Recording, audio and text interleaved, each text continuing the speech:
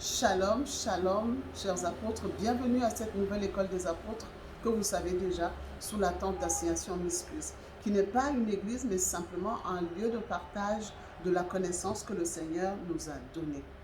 Il lui a plu de nous révéler certaines vérités dans l'Apocalypse qu'il a demandé de partager. Et donc, depuis un certain moment, nous partageons sur l'Apocalypse. Et la dernière école des apôtres portait sur l'Apocalypse individuel. Pourquoi individuel? Parce qu'avant qu'une chose ne soit globale, nous concerne tout le monde, elle concerne d'abord une personne, elle concerne d'abord chaque personne avant que l'effet multiplicateur soit visible. Donc, il est nécessaire pour le chrétien de se transformer encore et encore dans la volonté parfaite du Seigneur. Surtout que le Seigneur, en 2017, nous a dit ce que représentent les églises dans l'Apocalypse. Les 7 lettres que l'apôtre Jean envoie aux églises, qu'est-ce que les églises sont dans la volonté de Dieu? Et le Seigneur nous a dit ceci, c'est que les églises représentent le processus d'évolution du chrétien jusqu'à sa maturité. Processus d'évolution du chrétien jusqu'à sa maturité. Donc, on parle bien du chrétien et de sa maturité. Il est question donc de croissance. Il est question donc, pour que le chrétien soit mature, de rétablir les 3 bénédictions de Genèse 1, 28. Être fécond, se multiplier et assujettir et dominer la terre. Telle est la volonté du Seigneur pour le chrétien. Et donc, comment donc le chrétien doit parvenir à rétablir les 3 bénédictions? Ça, c'est une autre affaire que nous allons aborder. Mais ici, nous allons d'abord rester fondamentalement dans les églises. Ces lettres que l'apôtre Jean a envoyées aux églises, que représente-t-elle? Telle est aujourd'hui l'ouverture de la première lettre qui est celle de l'église d'Éphèse. Mais avant d'y arriver, bien sûr, comme toujours, une petite prière pour nous mettre dans la présence de celui qui nous a invités. Éternel, mon Dieu, mon roi, le 3 fois saint, béni soit ton saint nom. Béni soit la puissance qui est la tienne, Seigneur, parce que cette puissance est la nôtre. Tu nous as fait à votre image et à votre ressemblance. Tu nous as donné, Père éternel, le pouvoir sur la terre. Et il nous appartient pour la gloire de ton saint nom de manifester ce pouvoir par la connaissance qui vient de toi, de ton trône de grâce. Père éternel, à tes pieds, nous déposons tout ce que nous sommes, nos peurs, nos doutes, nos questions, notre connaissance, afin que toi seul, par le Saint-Esprit, nous guide. Que notre esprit, Seigneur, reçoive la parole que nous allons recevoir, nous allons écouter et que nous ne rentrions pas comme nous sommes venus pour la gloire de ton Saint-Nom. Nous t'avons prié, Seigneur, nous te remercions de nous avoir écoutés et exaucés au nom puissant de Jésus-Christ. Amen. Alors, chers apôtres, Jean a eu la révélation par Jésus-Christ et il lui a été dit d'envoyer les lettres aux églises, aux 7 églises d'Asie. Qu'est-ce que l'église représente? Si nous savons déjà que le chrétien est une église, donc l'église, c'est quoi? L'église, c'est simplement le niveau du chrétien. L'église, c'est le niveau de connaissance du chrétien. L'église, c'est le niveau de relation du chrétien avec son Dieu créateur. Nous comprenons donc que lorsque nous parlons d'église, ne mélangeons pas tout. Il y a des niveaux et des niveaux, un peu comme lorsque nous allons à l'école. Il y a la maternelle, il y a le primaire, il y a le secondaire, il y a l'universitaire. Donc, à nous de comprendre que église n'est pas église. Que dans les églises, il y a des niveaux d'église, parce qu'il y a des niveaux de relations de connaissance que cette Église a avec le Créateur par la personne qui porte cette Église. Donc il est très important de le savoir, il est très important de le comprendre et de savoir que ce n'est pas dans chaque Église ou dans toute Église que chaque chrétien ou tout chrétien peut être nourri. Et c'est pour cela qu'il est bon de fonctionner, de marcher avec le Saint-Esprit qui vous dira exactement où aller, afin que la volonté du Seigneur s'accomplisse. Donc, l'Église, de façon générale, représente ce chrétien-là avec son niveau de connaissance, avec son niveau de relation, son niveau d'intimité avec le Père.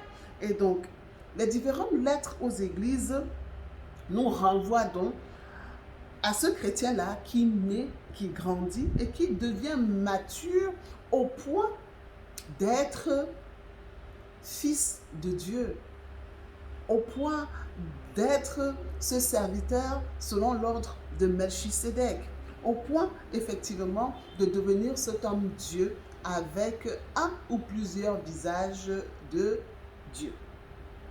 C'est pour cela que vous pouvez entendre un homme Dieu dire qu'il a la face de l'aigle, il a la face de lion, parce qu'effectivement, l'Éternel des armées se présente sous 4 visages, homme, lion, taureau et aigle.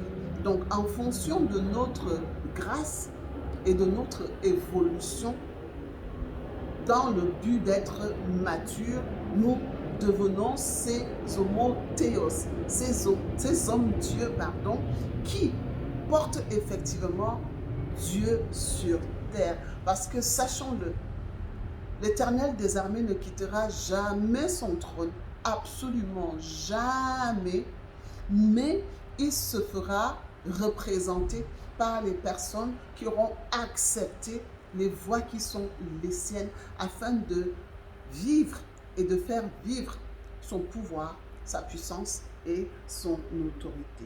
Donc voilà, Jean écrit aux 7 églises d'Asie qui ont cru après Jésus-Christ et qui se retrouvent quand même dans certaines difficultés, qui n'arrivent pas à avancer comme le Seigneur voudrait qu'ils avancent. Alors, Jésus-Christ vient leur dire où se trouve le problème. Jésus-Christ vient faire un état des lieux pour leur montrer ce qu'il faut changer, ce qu'il faut revoir, ce qui est bien et ce que effectivement le vainqueur aura. Donc c'est cette grâce-là que nous avons par nous-mêmes. C'est pour cela que la relation avec Dieu par Jésus-Christ nous demande d'être juge et partie. Nous devons par le Saint-Esprit faire le même examen que Jésus a fait pour les églises d'Asie. Nous devons par sa grâce, par le Saint-Esprit, savoir ce que nous faisons de mal, le corriger et savoir effectivement la récompense qui est la nôtre. Donc, nous avançons donc et devons donc être comme Jésus-Christ, fidèle, qui a accepté jusqu'à la mort sur la croix, la volonté de son Père dans sa vie. Et donc, la première lettre a été envoyée à l'église d'Éphèse. Mais avant d'y arriver, nous voyons que les lettres sont structurées de la même façon. Elles sont structurées identiquement. D'abord, Jésus qui se présente avec l'identité qui se réfère à l'état de l'Église, donc du chrétien. C'est-à-dire, il lui montre le potentiel qui est en lui. C'est-à-dire, la façon dont Jésus qui se présente à l'Église montre à l'Église ce qu'il attend de lui, ce qui est en lui et ce qui est donc faisable et donc possible par la grâce de son Saint. Après donc, il reconnaît ce qui est positif. Ensuite, il met à nu ce qui est négatif et fait des recommandations.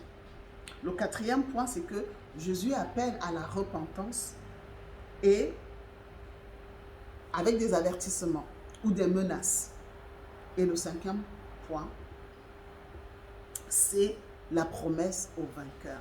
Voilà de façon simple comment sont articulées, comment sont structurées les lettres aux églises, c'est-à-dire aux chrétiens que nous sommes aujourd'hui. Donc, ces lettres, comme nous l'avons déjà dit, c'est l'évaluation de Jésus-Christ. Il vient faire une évaluation à un moment donné. C'est exactement cette évaluation que nous devons faire. Nous sommes dans un processus de transformation. Est-ce que nous sommes conscients que nous sommes dans un processus d'évolution? Ceci est la première question. Et lorsque nous sommes conscients d'être dans un processus d'évolution, alors on peut se poser les bonnes questions. On peut permettre au Saint-Esprit de nous guider parce qu'effectivement, nous serons inscrits à faire la volonté du Seigneur. Comme nous l'avons déjà dit, on doit pouvoir être juge et partie. On doit pouvoir faire le diagnostic que Jésus-Christ vient faire aux églises. Nous devons pouvoir le faire par nous-mêmes, pour nous-mêmes, via le Saint-Esprit. C'est possible, c'est nécessaire et c'est incontournable. Le chrétien doit pouvoir se juger. Il doit savoir là où il a mal agi, se reprendre et renoncer au mal, renoncer au péché. Sinon, il n'avance pas. Nous avons donc besoin de faire comme Jésus-Christ.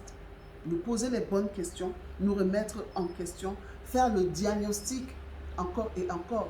Et ceci nous amène à pouvoir demander au Seigneur si effectivement nous avons vaincu.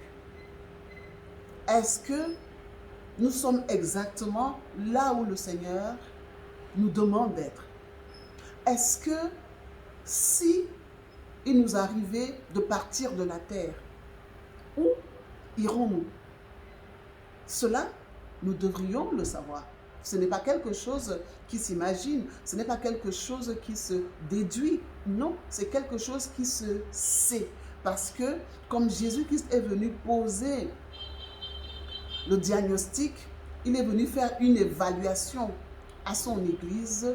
Nous-mêmes, par le Saint-Esprit, nous devons faire cette évaluation chaque jour.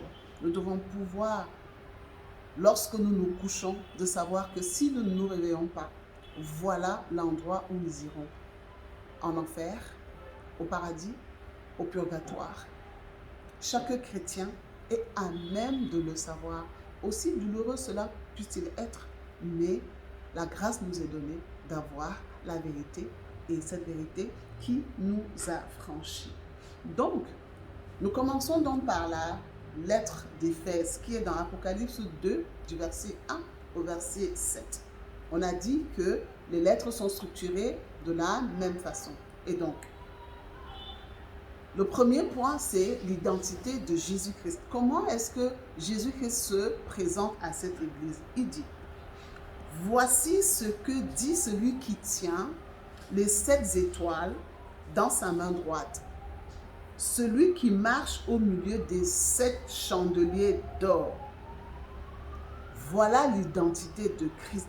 Et voilà donc aussi le potentiel du chrétien dans le processus qui est le sien. C'est-à-dire quoi? C'est-à-dire que ce n'est pas quelqu'un, comme nous l'avons déjà dit, qui nous juge ici. C'est d'abord nous-mêmes. Nous avons cette grâce-là.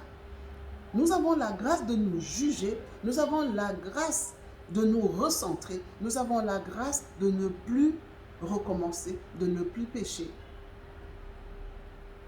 Et c'est cela que nous devons faire.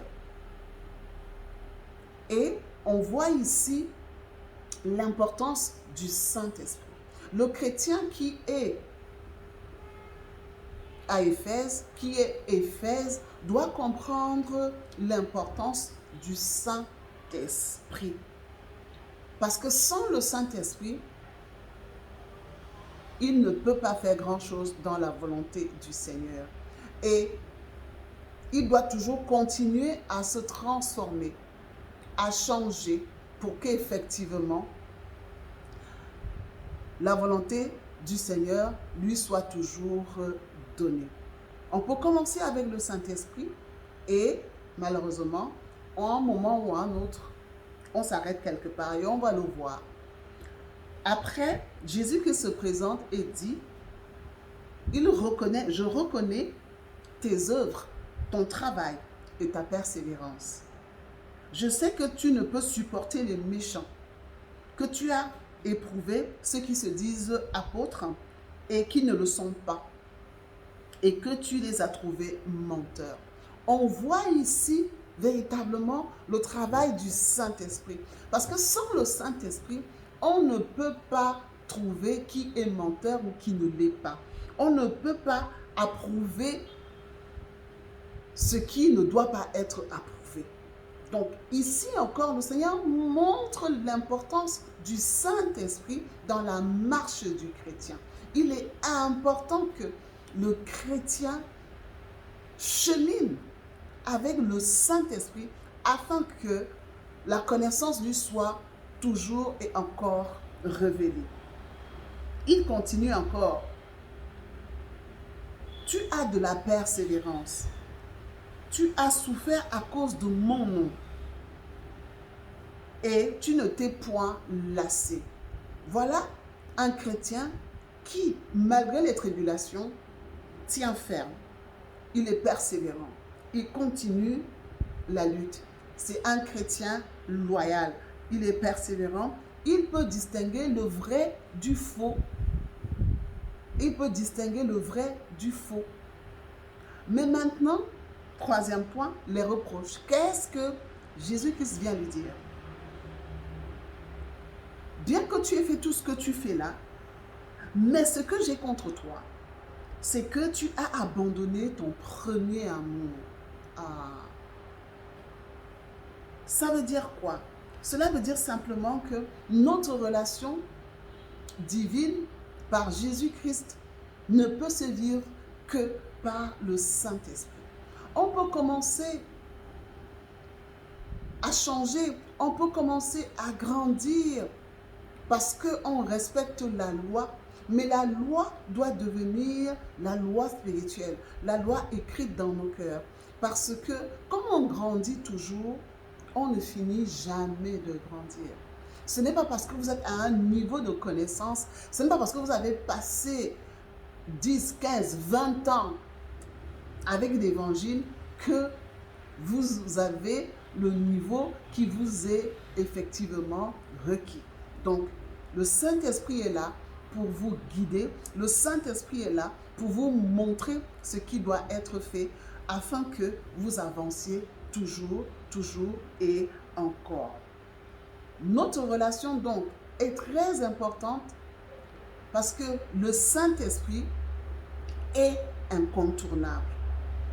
L'Église d'Éphèse, le chrétien qui a commencé effectivement son processus de transformation, vient malheureusement à un moment abandonne son premier amour. Son premier amour, c'est quoi? C'est le Saint-Esprit qui se manifeste par quoi? Qui se manifeste par la volonté de Dieu dans sa vie. Parce que plus nous acceptons la volonté de Dieu dans notre vie, plus le Saint-Esprit nous transforme.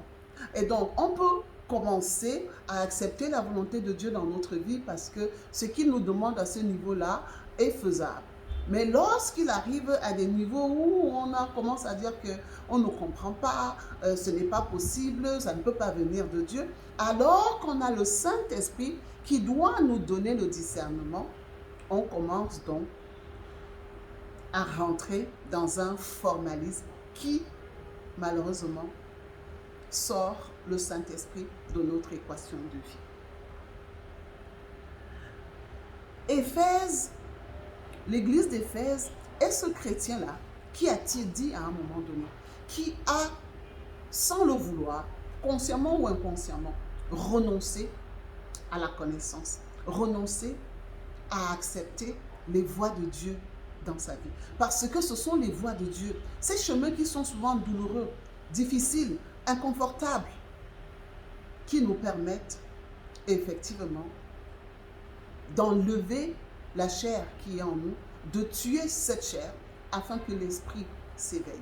Vous avez une vérité aujourd'hui que vous entendez, vous avez du mal à la concevoir, vous avez du mal à l'entendre.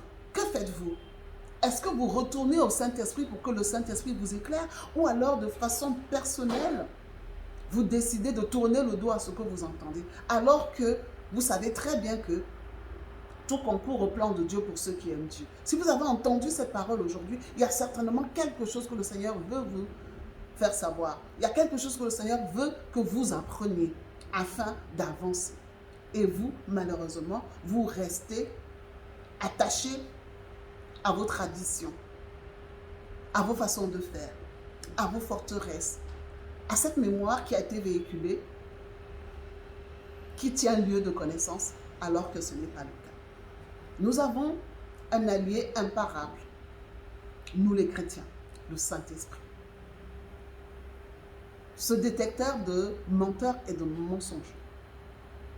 Quoi qu'il vous ait dit, retournez au Saint-Esprit. Demandez au Saint-Esprit. Bien sûr, si vous l'avez. Sinon, ce sera un peu difficile, mais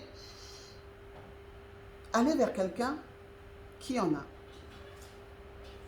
et qui pourra vous aider. Parce que le but est de grandir aussi et d'aller dans la volonté parfaite du Seigneur. Nous en avons besoin afin qu'effectivement le changement que nous attendons puisse se faire. Donc, le quatrième point, c'est l'appel à la repentance. Qu'est-ce que le Christ dit? Souviens-toi donc d'où tu es tombé. Repens-toi et pratique tes premières œuvres. Simplement lesquelles? Aimer notre Seigneur de tout son cœur, de toute son âme et de toute notre pensée. Et c'est parce que nous allons aimer Dieu plus que nous-mêmes que nous allons accepter les voies qui sont les siennes. Si nous ne l'aimons plus, si nous l'aimons moins, eh bien, sa volonté, on l'acceptera de moins en moins et après, plus du tout. Et c'est cela qui doit guider le chrétien. Est-ce que l'acte que je pose est digne de l'amour que je dis avoir pour mon Créateur? À partir de là, on se ravise ou on avance. Mais le chrétien, comme nous l'avons déjà dit, doit être juge et partie. Parce que les lettres que Christ envoie aux églises par Jean est un état des lieux. Le chrétien doit donc faire son état de lieu. Où est-ce qu'il en est? Qu'en serait-il si aujourd'hui, puisque personne ne connaît ni le jour ni l'heure, qu'en serait-il si aujourd'hui tout s'arrêtait? On doit le savoir. On doit le savoir. Ça peut être douloureux, mais on doit le savoir. Donc, le chrétien qui doit continuer à grandir dans la volonté de Dieu afin que ces forteresses-là, ces mauvaises façons de faire, de comprendre même les choses, puissent tomber. Parce que le Saint-Esprit est l'Esprit de vérité. Il ne vous cachera absolument rien si le moment est venu pour vous de le savoir. Il vous dira toujours ce dont vous avez besoin de savoir. Donc, il est très important pour le chrétien de vivre avec le Saint-Esprit, de cheminer avec le Saint-Esprit, pour qu'à un moment ou à un autre, la visitation ne soit pas manquée. Et cette visitation, c'est quoi? C'est en fait une instruction que le Seigneur va nous donner, une parole que le Seigneur va nous dire, mais qu'on aura du mal à intégrer et qu'on va rejeter du revers de la main. Tout simplement. Alors qu'elle porte quelque chose pour nous. Au lieu de rejeter ce qu'on ne comprend pas, au lieu de rejeter ce qui nous est difficile à assimiler, ayez recours au Saint-Esprit. Donc, Éphèse doit continuer à grandir, doit continuer à se transformer, à changer, afin que l'héritage, d'abord les forteresses et l'héritage générationnel puissent tomber. Nous ne devons pas, comme on dit, nous conformer au siècle présent. Et il y a un deuxième reproche. Tu as pourtant ceci, c'est que tu hais les œuvres des Nicolaïtes, œuvres que je hais aussi. C'est quelque chose de positif. Ce sont des œuvres qui consistent à quoi, effectivement? À aimer les plaisirs terrestres et les biens, tout simplement. Ces œuvres qui empêchent l'homme d'avancer dans la volonté du Seigneur et qui, à un moment, se conforment au siècle présent. Il se met à faire exactement comme tout le monde fait. On a dit que c'est l'argent. Si tu n'as pas d'argent, tu n'es personne. Eh bien, c'est la quête pour l'argent par tous les moyens. On a dit qu'il faut avoir une maison ou des maisons, des voitures. Et donc, c'est la quête à tout ce qui est physique, à tout ce qui est périssable. Et on oublie en fait que tout cela ne nous sauve pas. On haïssait ces œuvres-là, mais malheureusement, on commence à s'y attacher. On commence exactement à être comme ces personnes, à vivre dans le libertinage, à vivre dans l'infidélité, à vivre dans la masturbation, à vivre dans le vol, à vivre dans le mensonge. Même si on pense qu'on s'en sort, le Saint-Esprit est là, il nous voit, donc Dieu nous voit. On doit s'arrêter de se mentir. Parce que tout ce qu'on fait de mal est vu et est su. Même si nous pensons, même si nous croyons que les hommes ne voient pas, mais nous ne sommes pas là pour les hommes, nous sommes là pour le Dieu créateur. Lui, il voit tout. Lui, il voit absolument tout. Donc, nous devons donc respecter notre mariage. Nous devons respecter les relations sexuelles. Nous savons comment est-ce qu'elles doivent être faites. Eh bien, on les fait dans les règles divines. L'avertissement, qu'est-ce que Jésus-Christ dit à Éphèse? Sinon, je viendrai à toi et j'ôterai ton chandelier de sa place, à moins que tu ne te repentes. Ôter le chandelier, ôter la lampe, c'est en fait l'assemblée est supprimée comme témoignage pour Dieu. C'est-à-dire quoi? C'est-à-dire que le chrétien ne sait pas que par ses agissements, la lampe a déjà été ôtée. Il n'existe même plus pour Dieu. Il n'est plus un témoignage pour Dieu, quoi qu'il puisse vivre. Parce que les warnings que le Seigneur lui a envoyés n'ont pas été compris, n'ont pas été saisis, et il a continué à s'embourber. Et par conséquent, la lampe est ôtée. Le chandelier est ôté. La présence de Dieu n'est plus là. Donc, ce chrétien qui pense être chrétien, qui pense être en relation avec Dieu, mais en fait, que Dieu ne connaît pas, que Dieu ne connaît plus. Et cela est souvent le cas de beaucoup de chrétiens qui pensent que quand ils prient et que le Seigneur exauce, ça veut dire qu'ils sont en phase avec Dieu. Non. Pas toujours. Pas toujours. Reconnaître le sceau de Dieu dans sa vie est une chose. Mais montrer aussi à Dieu qu'on reconnaît ce sceau-là est une autre chose. C'est-à-dire que nous savons d'emblée que notre Père est saint. Est-ce que nous pensons que nous pouvons avoir de lui des choses saintes étant comme nous sommes. Ça veut dire que d'une manière ou d'une autre, on doit rentrer dans un processus de transformation. Prier et recevoir nous garde, si l'on ne sait pas, dans la grâce commune qui est manifestée dans Matthieu 5, 45. Le soleil qui est levé, qui se lève sur les justes ou les injustes, ou alors la pluie qui tombe sur les bons comme sur les méchants. Il n'y a pas de différence.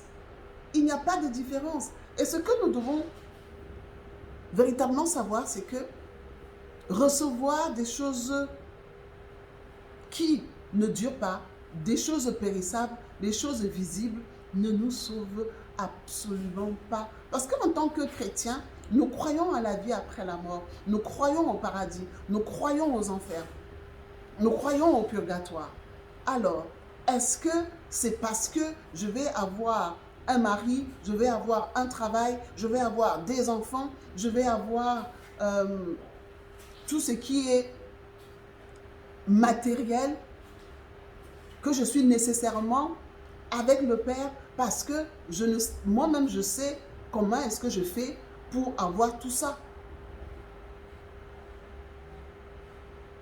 Donc, Éphèse, qui est une église avec un certain niveau de relation avec Dieu, et donc un certain niveau de connaissance avec Dieu, doit comprendre qu'il doit avancer. Le chrétien doit avancer encore et encore, et il ne peut pas le faire sans le Saint-Esprit. La relation est importante, sine qua non, et sans le Saint-Esprit, rien ne peut être fait. Et voici la promesse du Seigneur. À celui qui vaincra, je donnerai à manger de l'arbre de vie. Amen. Je donnerai à manger de l'arbre de vie qui est dans le paradis de Dieu. Qu'est-ce que ça veut dire? Retournons au commencement. Dans Genèse, après le péché d'Adam et Ève, qu'est-ce que l'Éternel des armées a fait? Il a placé l'arbre de vie, il a placé des chérubins pour garder le chemin de l'arbre de vie. Donc ça veut dire que au commencement, l'arbre de vie est devenu proscrit, interdit, intouchable par l'homme. Mais voici dans la Révélation, dans l'Apocalypse, cet arbre de vie qui avait été interdit, qui est donné à celui qui vaincra. Vous voyez bien que cet arbre de vie a été interdit pour certaines raisons qui, lorsqu'on avance dans le processus de transformation, les raisons qui tenaient guère tombent petit à petit et l'arbre de vie devient accessible. L'arbre de vie devient mangeable. Donc, chers apôtres, on comprend très bien ici qu'il y a indéniablement un processus de transformation pour le chrétien. Le chrétien qui est à Éphèse, lorsqu'il commence son processus de la nouvelle naissance, il doit le continuer encore et encore par le Saint-Esprit. Il ne doit pas s'arrêter sur le peu de choses qu'il peut déjà vivre avec le Seigneur, mais savoir que toute une vie ne lui suffira pas pour faire le tour. Donc, il doit toujours encore et encore grandir, se transformer, apprendre, comprendre, désapprendre, pour que la volonté du Seigneur lui permette de faire vivre la grâce qu'il porte, la grâce qui est en lui.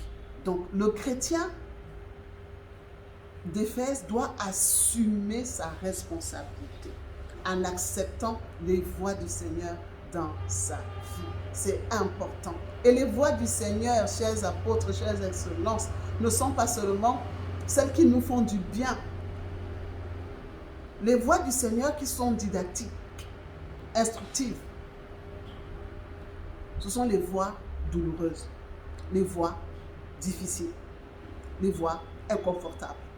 Ce sont ces voies-là qui nous changent. Ce sont ces voies-là qui nous transforment. Alors, à l'église d'Éphèse, on commence le processus, on doit le continuer. On ne doit pas s'installer dans une routine. Je vais à l'église, je vais au temple, je donne ma dîme, je suis dans telle communauté, je vais faire telle retraite, etc., etc. Non, on doit avancer dans la volonté du Seigneur par le Saint-Esprit. Le Saint-Esprit est clé. Le Saint-Esprit est incontournable. C'est l'Esprit de vérité qui nous apprend toutes choses. Sinon, lorsqu'on s'assied dans un formalisme, dans un certain rituel, sans le vouloir, consciemment ou inconsciemment, on sort le Saint-Esprit de l'équation de vie et on retombe dans la loi.